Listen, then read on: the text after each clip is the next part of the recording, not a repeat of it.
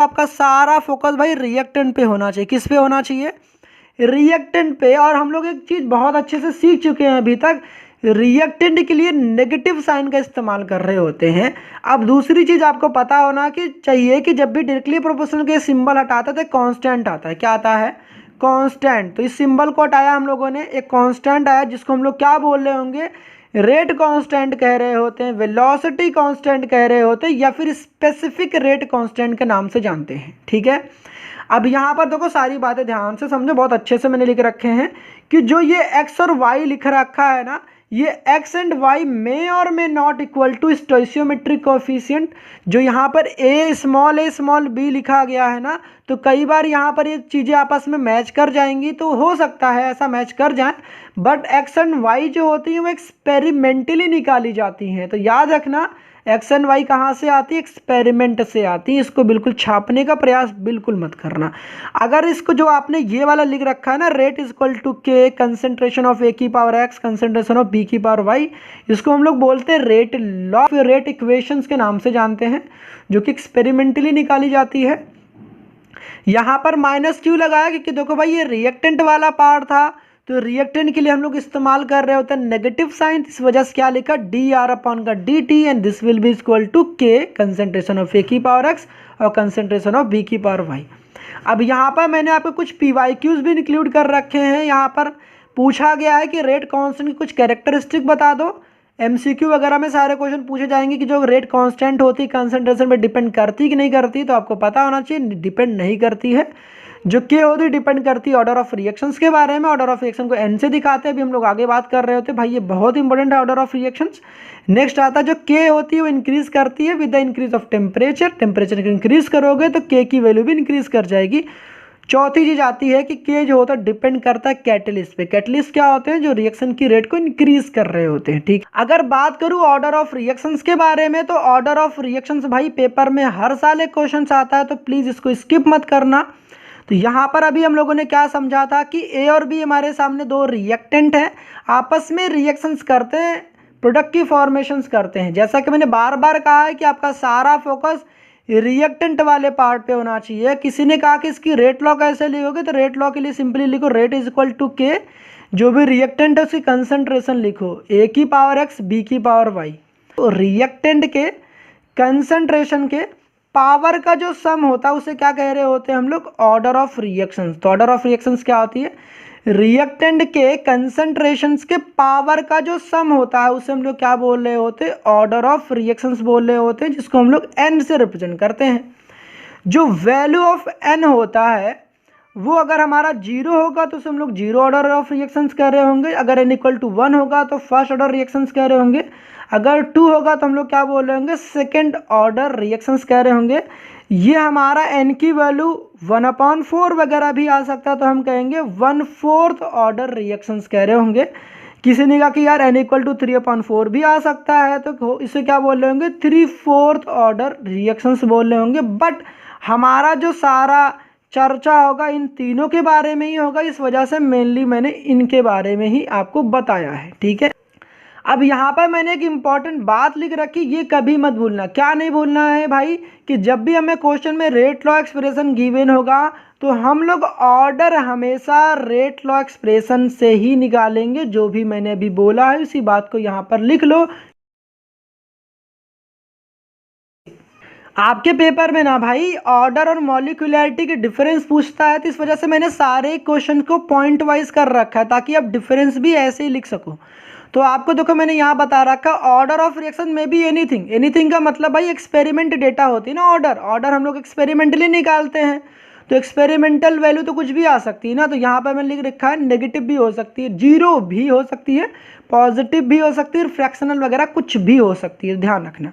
तीसरी चीज़ क्या होती है कि जो ऑर्डर होती है एक्सपेरिमेंटली दिया जाता है।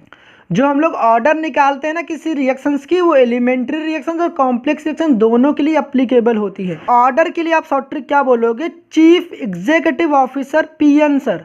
मतलब कि सीईओ कौन है? पीएन सर है। मतलब कि जो ऑर्डर होती है वो कॉम्प्लेक्स रिएक्शंस के लिए भी वैलिड है, एलिमेंट्री रिएक्शंस के लिए भी वैलिड है।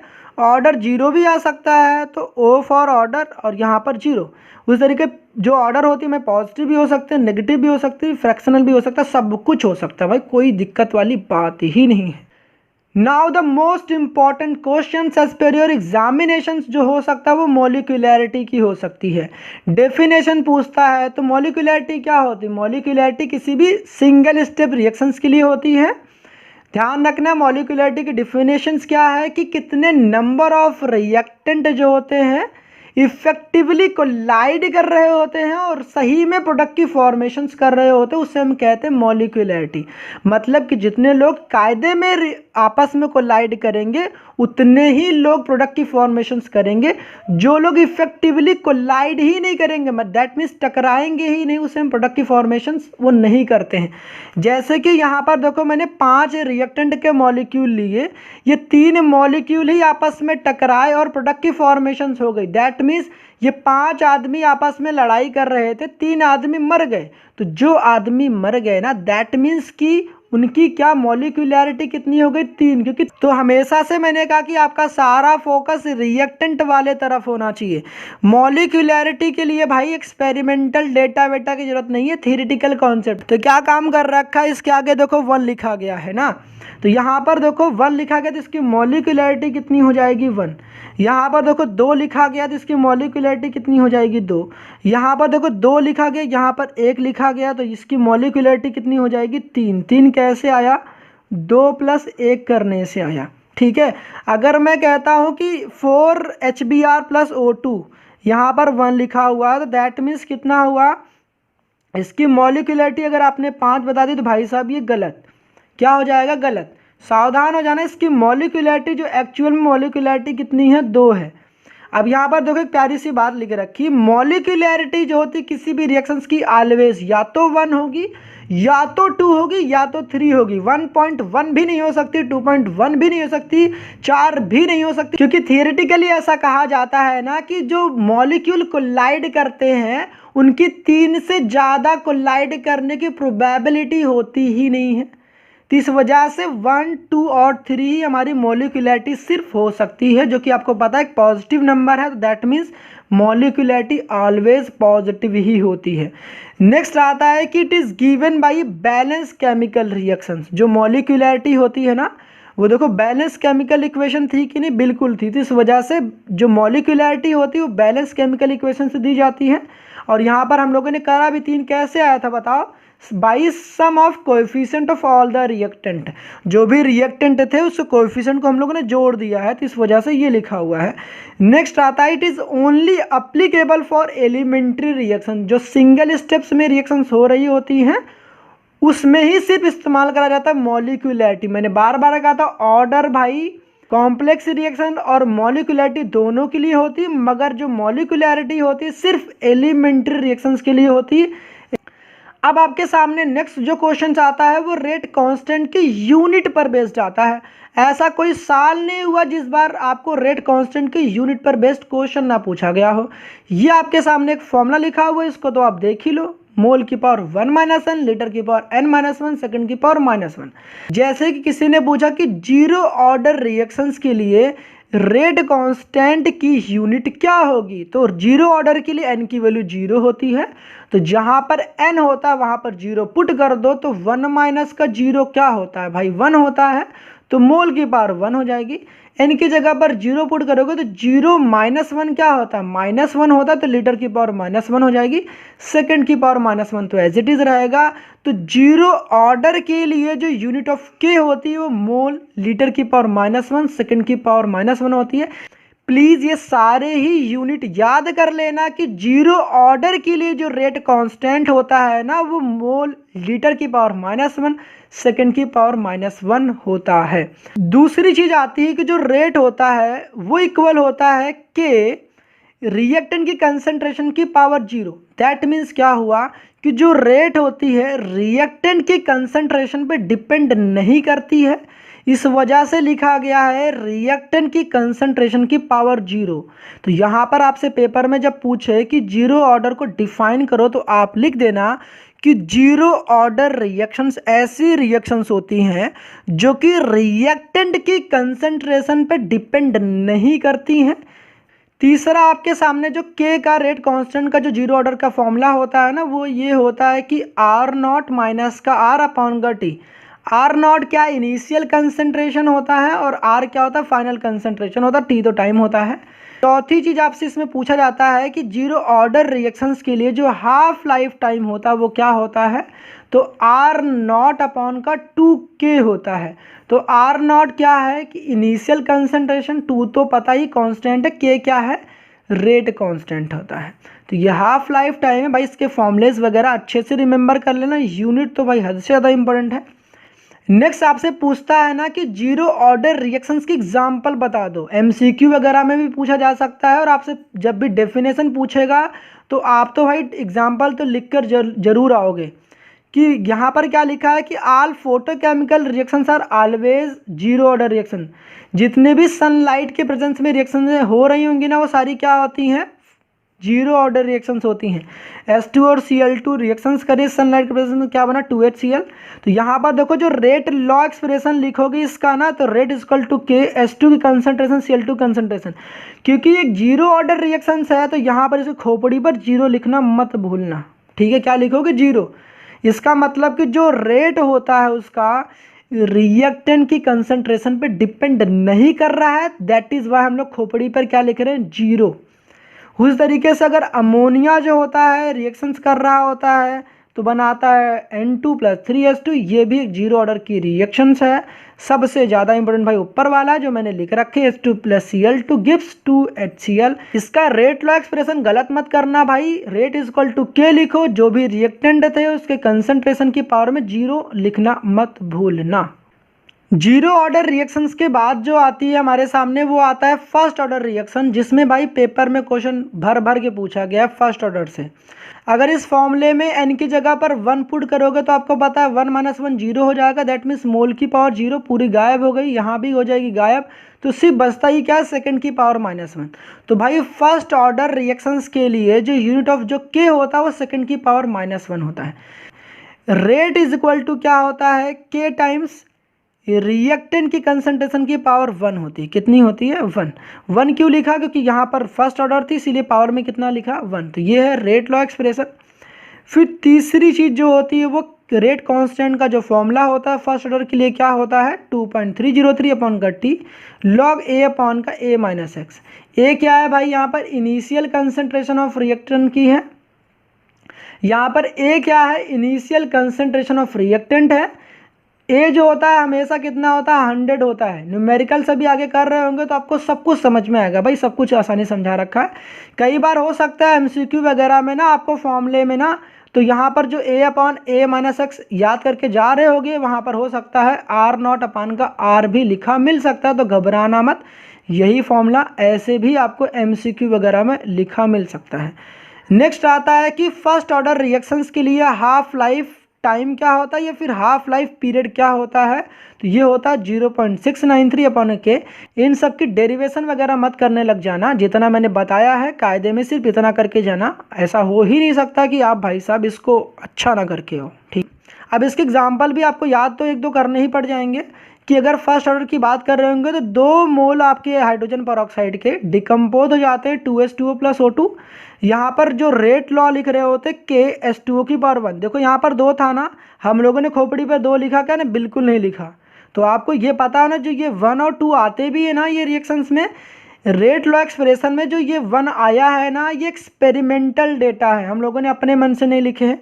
यहाँ वाला 2 तो बिल्कुल छापने का कोशिश भी मत करना, ठीक है। तो रेट इज इक्वल टू क्या हो जाएगा के H2O2 की पावर 1, ठीक है। अब आपके पेपर में अगर डेफिनेशन पूछे ना फर्स्ट ऑर्डर रिएक्शन की तो क्या लिखोगे कि जो फर्स्ट ऑर्डर रिएक्शंस होती हैं रिएक्टेंट के इनिशियल कंसंट्रेशन पे डिपेंड नहीं करती हैं, यही लिखकर आना है कि the first order reaction does not depends upon the initial concentration of reactant. उसके बाद पूछेगा कि भाई फर्स्ट ऑर्डर रिएक्शन की कैरेक्टरिस्टिक बता दो, तो आप क्या लिख देना all radio active decay process always क्या होती हैं फर्स्ट ऑर्डर रिएक्शंस होती हैं। तो जैसा कि रेडियम दे रखा है इसका डिकम्पोजिशन हो जाता है इस तरीके से, ये एग्जाम्पल आपको छाप के चले आना है। अगर बात करें ना रेट कांस्टेंट की यूनिट की ना, तो एक ऐसा क्वेश्चन है ना जो भाई हर साल आता है, ठीक है। तो प्लीज़ यहाँ पर एक ये वाली गलती मत कर देना कि कई बार हो सकता है फॉर्मूले में इस तरीके से रिमेंबर करके गए थे, मगर हो सकता है आपको जहाँ सेकंड की पावर -1 सेकंड की पावर -1 लिखा गया ना, वहाँ पर हो सकता है घंटा दिया हो या फिर मिनट दिया हो या फिर सेकंड दिया हो। तो घबराना मत, जहाँ सेकंड होगा हो सकता है वहाँ पर मिनट की पावर -1 लिखा गया, जहाँ पर घंटा लिखा गया होगा वहाँ घंटे की पावर -1 लिखी होगी। तो बाकी तो आपको समझ में आ गया होगा, ये यूनिट बिल्कुल एकदम दिमाग में चिपका लेनी है। अगर आपके सामने क्वेश्चन आएगा ऐसा कि identify the order of reactions if के इज इक्वल टू इतना, तो आपको के की वैल्यू गिवन होगी, आपको ऑर्डर आइडेंटिफाई करना होगा। बड़ा ही सिंपल है, आपको जैसे ही यूनिट दिखे ना तो आप सीधे इस पर गोली मारना स्टार्ट करो। कैसे, आप देखो कि यार ये फॉर्मूलाज मैंने कहाँ लिख रखे। लीटर की पावर देखो यहाँ पर 1 है, मोल की पावर -1, एस की पावर -1। यहाँ पर तो लीटर की पावर -1 हो गया ना, हम लोगों ने कौन सा फॉर्मूला पढ़ा था, मोल की पावर -1, लीटर की पावर 1, लीटर की पावर 1 देखो यहीं पर तो है, सेकंड की पावर -1, दैट मीन्स ये कौन सी ऑर्डर है, ये है सेकंड ऑर्डर। तो हो सकता है कि आपको ये सब चीज़ें आगे पीछे लिखी हों, तो घबराना मत, अगर आपको एग्जैक्टली यही चीज़ें ढूंढनी है, मोल की पावर -1, लीटर की पावर 1 और सेकंड की पावर -1, ठीक है। फिर आता है मिनट की पावर -1, तो मिनट की पावर -1 दैट मीन्स सेकंड की पावर -1, कौन सी ऑर्डर होगी भाई, फर्स्ट ऑर्डर होगी। तो दैट मीन्स ये ऑर्डर क्या हो जाएगा, इक्वल टू यहाँ पर 1 हो जाएगा। इस तरीके से ये आपको यूनिट ऑफ के पर बेस्ड इस तरीके से क्वेश्चन आएंगे। तो भाई साहब इसमें गलत मत कर देना, जब भी क्वेश्चन आए आगे पीछे लिखे हो, घबराना मत, आपको एग्जैक्टली यही चीज़ें याद करनी है, आगे पीछे लिखे हो तो एग्जैक्टली मैच कराना कि कैसे लिखा हुआ है।